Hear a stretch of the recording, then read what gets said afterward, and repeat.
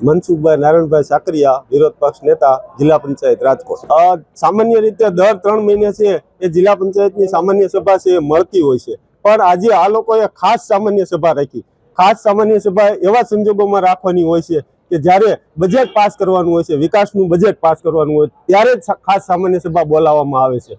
આજે મને એવું લાગે છે કે રાજકોટની જનતાનો, આખા જિલ્લાની પ્રજાનો અવાજ છે એ દબાવવા માટે થઈ અને ખાસ સામાન્ય સભા છે એવું નામ આપી દીધું। ખાસ સામાન્ય સભાનું નામ આપવામાં આવે ત્યારે પ્રશ્નોત્તરી હોતી નથી, તો લોકોનો અવાજ, લોકોના પ્રશ્નો દબાવવા માટે થઈ અને ખાસ સામાન્ય સભા એવું નામ આપી અને આખા રાજકોટ જિલ્લાની જનતાનું છે એ ગળું દબાવવામાં આવ્યું છે। અને અમે જે કાંઈ પ્રશ્ન હોય તો અમારા ઘરના પ્રશ્નો હોતા નથી, રાજકોટ જિલ્લાની જનતાના, ખેડૂતોના, ગરીબોના પ્રશ્નો હોય છે, તો આ પ્રશ્નોને દબાવવા માટે થઈ અને ખાસ સામાન્ય સભાનું ટોપિક આપી અને આ સભા છે એ પૂરી કરવામાં આવી છે।